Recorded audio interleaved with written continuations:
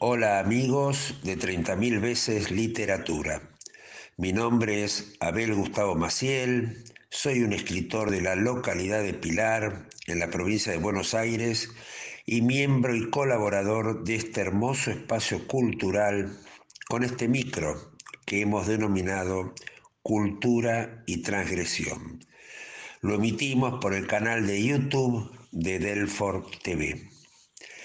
En este programa de salida quincenal realizamos investigaciones sobre los principales movimientos literarios y del arte en general que han producido grandes cambios históricos en las sociedades y sus estamentos culturales.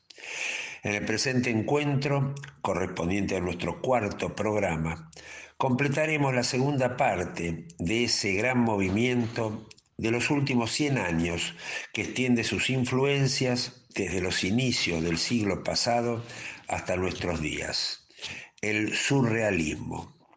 Haremos la entrega, en esta ocasión, de la segunda parte, correspondiente a los métodos utilizados por los artistas surrealistas, la visión sobre el arte y la creatividad de este movimiento y la biografía sintetizada de uno de sus mayores exponentes, el pintor catalán don Salvador Dalí.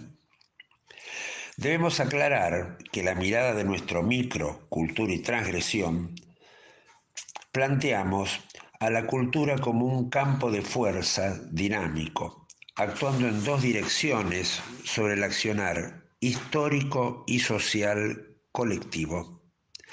Una de estas fuerzas es el sostenimiento de paradigmas grupales, más o menos estables en el tiempo, que permiten a las sociedades realizarse en la acción a partir de protocolos que rigen las modalidades educativas y productivas de una sociedad, es decir, el quehacer cotidiano y el intercambio de experiencias.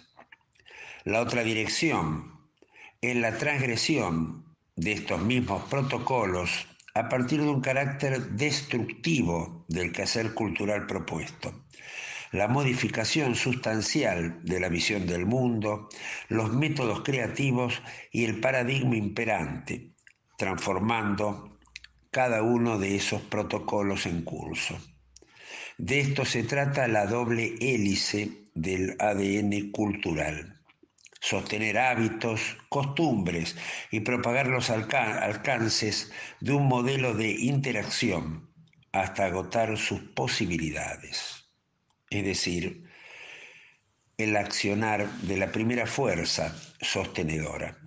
Y luego romper con la modalidad imperante, disociar sus estructuras y generar una nueva visión de la impronta creativa. Entonces ahí aparece con contundencia la segunda fuerza cultural, la transgresora. Lo importante a subrayar en estos dos estados que aparentan ser opuestos es la cinética complementaria de ambos. Uno se sostiene en el otro. Ambos son necesarios para el avance de la conciencia humana a partir del arte, que es realmente el verdadero avance. Representan las dos caras de una misma moneda, la cultura, sostener y transgredir. Precisamente por eso le hemos puesto este nombre a nuestro micro. En los encuentros pasados hemos navegado por algunos de los movimientos que surgieron en el mundo a partir de esta doble actividad de la cultura. Planteamos el arte renacentista como una nueva mirada del clasicismo medieval, austero y de comportamiento aislado. El renacentismo se volvió un arte cosmopolita en las grandes capitales y se le otorgó a la geometría, a lo formal, una gran importancia. A partir de esto, la literatura, con toda su estructura de métrica, rima consonante, sinalefa y otros menesteres, cubrió la visión del mundo desde lo moral y lo estético como expresión del realismo. Otro tanto sucedió con las artes plásticas. Vimos que a finales del siglo XIX, el modernismo, otro gran movimiento, logró modificar este aspecto formal, o sea que allí comenzó a trabajar esta dirección de transgresión. El formalismo en el arte renacentista y también en lo clásico y el arte medieval está apegado a reglas estrictas tanto en la poesía como en las artes plásticas. La estructura de producto artístico pudo flexibilizarse con el modernismo y el flujo de una nueva visión estética apareció. El verso libre en la literatura o el impresionismo en la pintura, entonces, fueron posibles. Sin embargo, el espacio originario de la creatividad continuaba instalado en la visión formal, es decir, en la razón. Desde allí, desde la razón, desde la mente racional, se apuntaba toda la estructura creativa del arte en general. El dadaísmo emergió en las necesidades de cambios violentos a partir de los inicios del siglo XIX.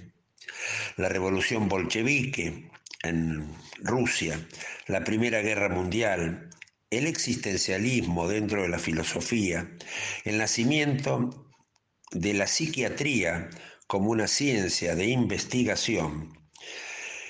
El dadaísmo entonces se encargó de producir la fractura de la visión del arte clásico y cambiar entonces el punto de referencia de la visión creativa. Y a consecuencia de la impronta dadaísta surge el surrealismo con su nuevo paradigma en la actividad cultural.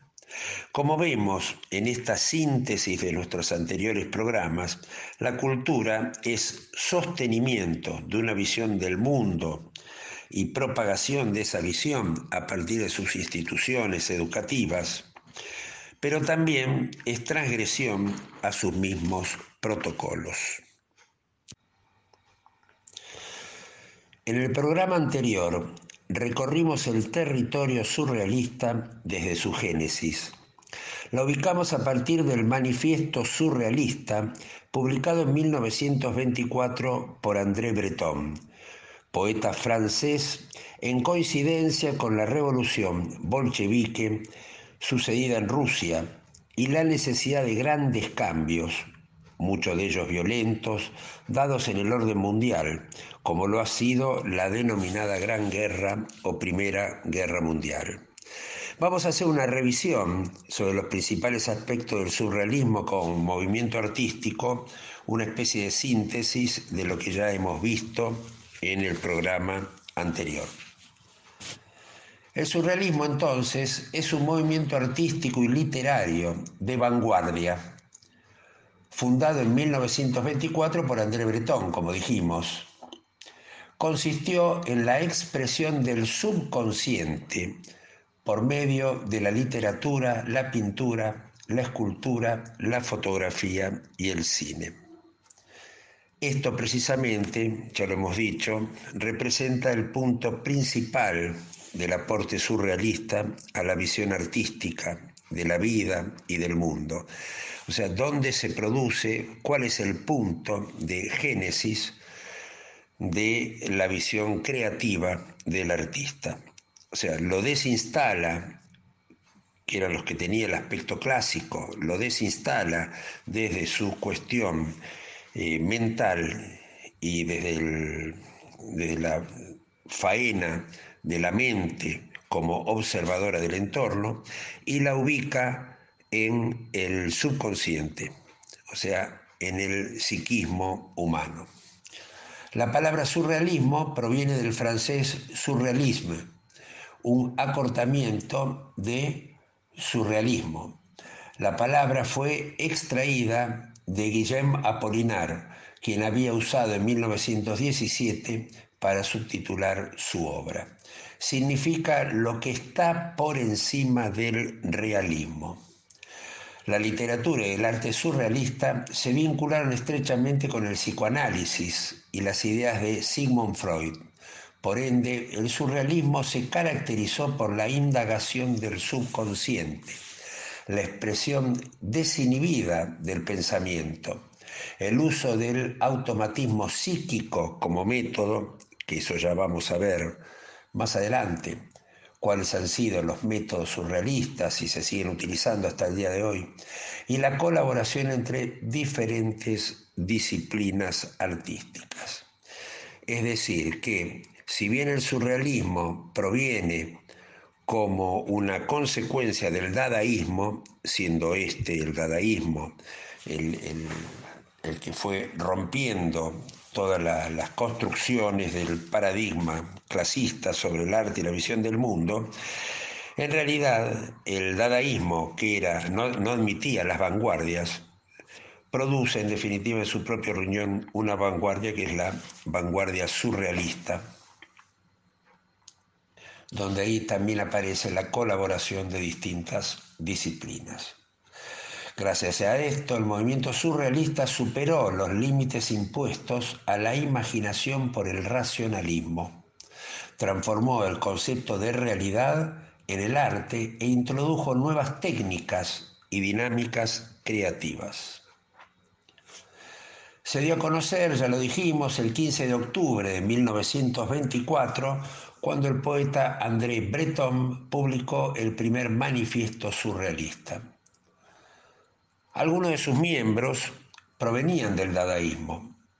Este movimiento se basaba en el absurdo, el dadaísmo, y atravesaba una fase de agotamiento estético en esa primer parte del siglo XX.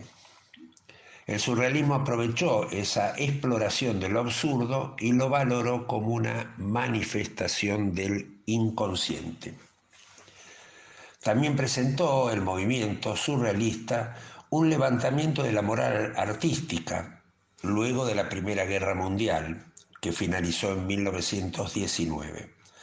Por ende, fue permeable a las ideas políticas del momento histórico, principalmente a las doctrinas de izquierda.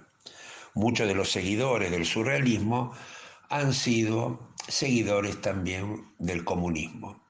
Sin embargo, se vio afectado por el estallido de la Segunda Guerra Mundial que dispersó a sus miembros por el mundo, y allí comenzó el gran periplo del surrealismo en los distintos continentes. Reaccionaba contra el racionalismo burgués y el canon artístico tradicional, valiéndose de las teorías psicoanalísticas que se encontraban precisamente en el centro de su quehacer artístico. De ese propósito aparecen algunas características que podemos mencionar. Por ejemplo, el automatismo psíquico puro. Es uno de los métodos surrealistas que consiste en hacer emerger las imágenes del subconsciente de forma autónoma, a través de recursos como los estados de trance, la hipnosis y técnicas como el juego del cadáver exquisito, que ya después lo vamos a mencionar. También la expresión de subconsciente. Se aproxima el surrealismo al inconsciente mediante la exploración del subconsciente. Para ello representaba realidades absurdas,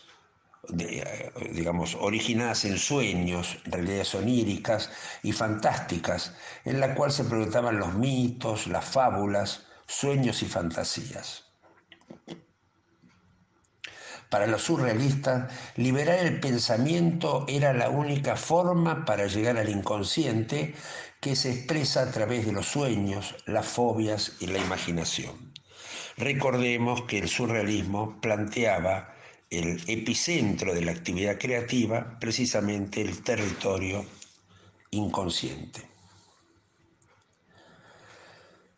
La creación entonces del cadáver exquisito. ¿Qué es el cadáver exquisito?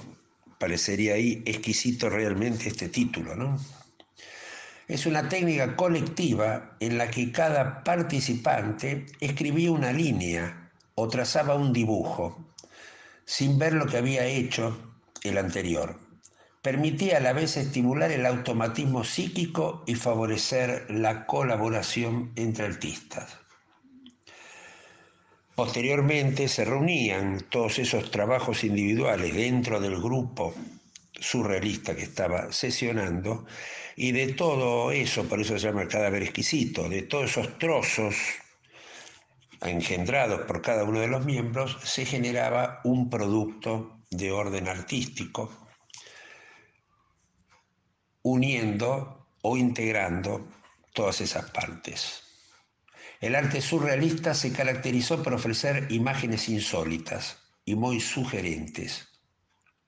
Exaltaba la imaginación, los sueños, la ironía, el erotismo y el absurdo. En la medida que el surrealismo fue desarrollando sus técnicas de creatividad, utilizando la nueva ciencia a principios del siglo XX y después ya muy expandida, que tenía que ver con la psiquiatría y con toda la ciencia proveniente de los estudios de Sigmund Freud y también de Carl Jung, que fue un gran surrealista dentro de lo que es el pensamiento científico de la psiquiatría. Se transformó el surrealismo en un movimiento de carácter interdisciplinario. El surrealismo entonces se expresó tanto en la literatura como en la pintura, en la escultura, en la fotografía y el cine. Asimismo, favoreció la colaboración entre disciplinas y la incursión de los artistas en áreas diferentes a su especialidad. Por ejemplo, los poetas incursionaron en la plástica y los pintores también incursionaron en la poesía, la fotografía y el cine. El surrealismo fue generando técnicas propias, métodos propios, siempre centrado desde el punto originario, que es el territorio inconsciente, más allá de la razón, donde, digamos, no es sencillo para la conciencia de superficie, que es la que utilizamos todos nosotros, todos los días para experimentar con el mundo, elaborar de esas experiencias, elaborar las conclusiones y poder de alguna manera relacionar todas las experiencias de objetos y de sentimientos que vamos teniendo. No es sencillo, desde allí que está gobernado por la razón y por la mente, poder salirse de ese espacio y poder entrar en el espacio del inconsciente.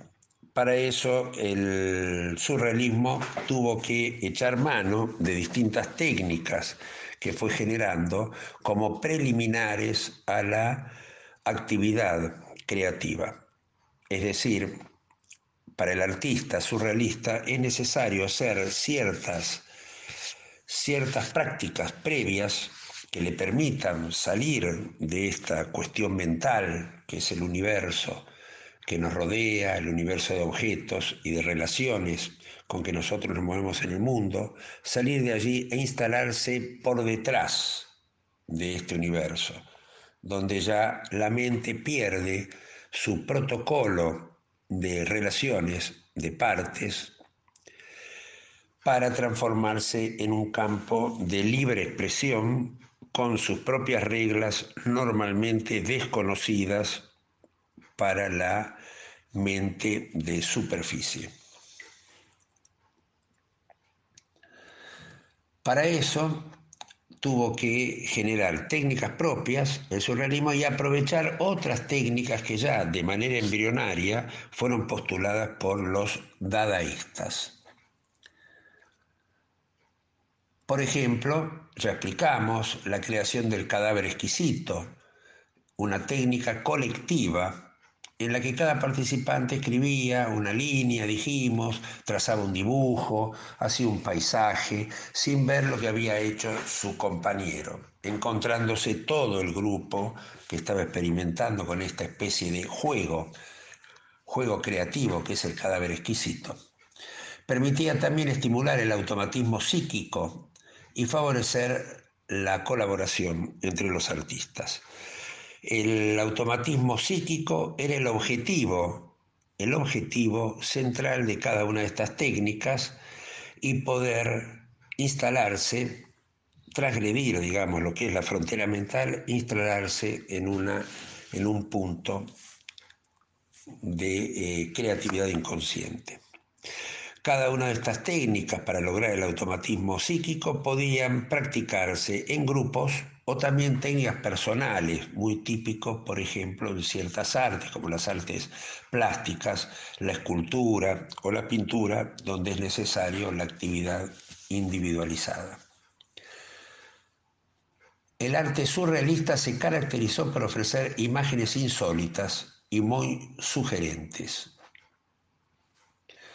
Para lograr el automatismo psíquico, la pintura surrealista acudió a técnicas como, dijimos, el cadáver exquisito y la decalcomanía. También creó otras propias, como el footage y el método paranoico crítico, derivado de las actividades del gran pintor Salvador Dalí. Todas estas técnicas, dijimos, tenían como propósito obtener texturas o trazos aleatorios en la pintura que estimularan el inconsciente, como cuando jugamos a ver formas conocidas en las nubes. En la decalcomanía, por ejemplo, estas imágenes se obtienen doblando un papel con tinta fresca en el centro y al abrirlo se revela una huella impresa. Eso es la decalcomanía. En el footage, la huella resulta de frotar un papel o lienzo con lápices sobre una superficie rugosa. La superficie va transmitiendo, digamos, su bajo relieve sobre el papel que aparece en la zona donde vemos ese bajo relieve, generando ahí algunas estructuras geométricas sobre la zona donde hemos frotado el lápiz, y a partir de allí esas formas comienzan a tener sentido y para el artista las va relacionando unas con otras.